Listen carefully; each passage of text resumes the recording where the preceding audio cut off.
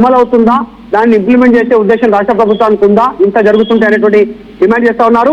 ఇవన్నీ కూడా కేవలం రాష్ట్రంలో కొన్ని చెక్ పోస్టులు, గోరక్షణ కోసం అక్రమంగా కబేరాలకు తరలకుండా గోవులను రక్షించడానికి చెక్ పోస్టు పెట్టారు. ఆ చెక్ పోస్టు ఇంతవరకు ఒక్క వాహనాన్ని పట్టుకున్నటువంటి చరిత్ర లేదు. గోరక్షకులే పట్టుకుంటున్నారు, పోలీసుల దృష్టికి తీసుకొస్తా ఉన్నారు. అయినా ఎంఐఎం గూండాలు తెరపైకి వచ్చి వాటిని సాఫీగా కబేరాలకు తరలిస్తున్నటువంటి పరిస్థితి ఉంది. డీసీఎంలు, వ్యాన్లు, లారీలలో గోవులను తరలిస్తా ఉన్నటువంటి సిచ్యువేషన్, దీనిపైన అడ్డుకట్ట వేయాలనేటువంటి డిమాండ్ చేస్తా ఉన్నారు. వెంబడే గోవులను విడుదల చేసి గోశాలకు తరలించాలనేటువంటి డిమాండ్ ని విహెచ్పి తీసుకుంది. గోరక్షా దళకి అండగా ఉంటామనేటువంటి స్టేట్మెంట్ చేశారు. త్వరలోనే దీనిపైన రాష్ట్ర వ్యాప్త కార్యక్రమానికి గోరక్షా దళ్, విశ్వ హిందూ పరిషత్, బజరంగ్ దళ్ ఈ టీమ్స్ అన్ని కూడా దీన్ని ముందుకు తీసుకెళ్లేటువంటి కార్యాచరణ సిద్ధం చేస్తున్నట్టుగా కనిపిస్తా ఉంది చాలా స్పష్టంగా. Kalyan. Right Madhu, thanks for the latest update. మొత్తం మీద ఎంఐఎం నేతల తీరు పైన మీ అభిప్రాయాలు ఏంటనేది కింద కామెంట్ రూపంలో తెలియపరచండి. మొత్తం మీద రాష్ట్రానికి సంబంధించిన విహెచ్పి నాయకులు బాలస్వామి ఈ ఘటన పైన స్పందించారు. ఆయన ఏం మాట్లాడారు ఒక్కసారి ఆయన మాటలో వినే ప్రయత్నం చేద్దాం. జై శ్రీరామ్. నేను పగుడాకుల బాలస్వామి, విశ్వ హిందూ పరిషత్ ధర్మాచార్య సంపర్క ప్రముఖ్. తెలంగాణ రాష్ట్రంలో ముఖ్యంగా భాగ్యనగర్లో గోహత్య కార్యకలాపాలు విపరీతంగా పెరిగిపోతూ ఉన్నాయి. బక్రీద్ దగ్గర పడుతున్న కొద్దీ గోవుల అక్రమ రవాణా మరింత పెరిగిపోతుంది. ఎక్కడికెక్కడ డంపు చేసేటటువంటి ప్రక్రియ కొనసాగుతూ ఉన్నది. అయితే గోరక్ష చట్టాలు అమలు చేయడంలో రాష్ట్ర ప్రభుత్వము, పోలీసు యంత్రాంగము విఫలమైపోతూ ఉన్నది. ఈ యొక్క రాష్ట్ర ప్రభుత్వము ముస్లిం అంటే కాంగ్రెస్ అంటే ముస్లిం అనేటటువంటి మాటకు కట్టుబడి ఓటు బ్యాంకు రాజకీయాలకు ప్రాధాన్యమిస్తున్నటువంటి రేవంత్ రెడ్డి ప్రభుత్వము గోహత్య నిషేధ చట్టాలు అమలు చేయడంలో ఘోరంగా విఫలమైపోతున్నది. ఎంఐఎం పార్టీ నాయకులు, ఎమ్మెల్యేలు, ఎమ్మెల్సీలు, కార్పొరేటర్లు రోడ్డుపైకి వచ్చి పోలీసులకే సవాల్ విసురుతూ నానా యాగి చేస్తూ భయభ్రాంతులు సృష్టిస్తున్నప్పటికీ కూడా ఆ యొక్క ఎంఐఎం ఆగడాలను అరికట్టడంలో రాష్ట్ర ప్రభుత్వము, పోలీసు యంత్రాంగము పూర్తిగా విఫలమవుతా ఉన్నది.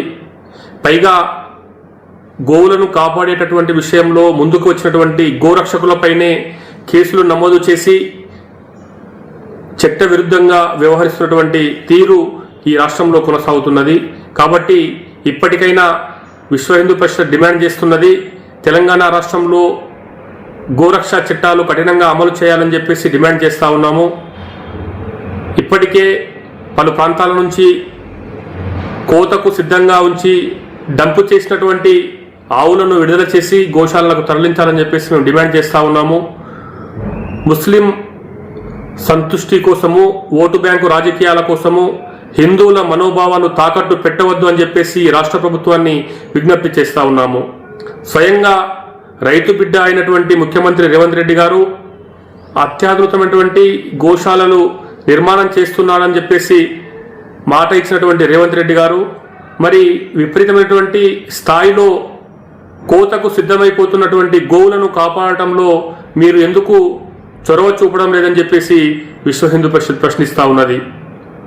స్వయంగా రైతు బిడ్డ అయినటువంటి ముఖ్యమంత్రి, రైతు బిడ్డ అయినటువంటి డీజీపీలు ప్రత్యేక చొరవ చూపి గోవులను రక్షించి హిందువుల మనోభావాలు కాపాడాలని చెప్పేసి డిమాండ్ చేస్తూ ఉన్నాము. జై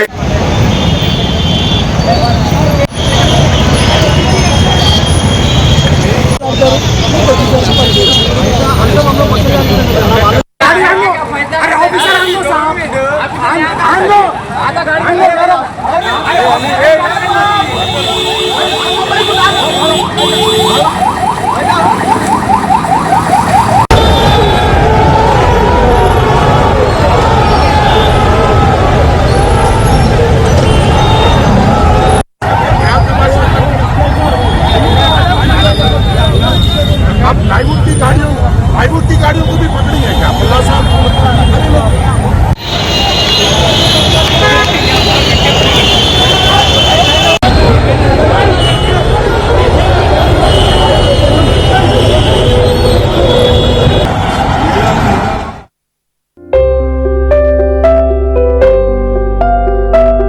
చిన్న చిన్న ఆనందాలు 35 ఏళ్లుగా నా జీవితంలో లేవు. 35 ఏళ్లుగా నేను డైపర్లలో బ్రతికాను. 6 సెంటీమీటర్ల ఫిస్టులా నా మూత్రాశయంలో లీక్ కారణమైంది. ఎవరూ నాకు సహాయం చేయలేకపోయారు. AINUలో వైద్యులను కలిసే వరకు. అక్కడ వారు రోబోటిక్ శస్త్రచికిత్సతో నాకు పరిష్కారం ఇచ్చారు. వారు నా ఆత్మవిశ్వాసాన్ని కూడా తిరిగిచ్చారు. Precision care makes it possible. The Center for Robotic Surgery at AINU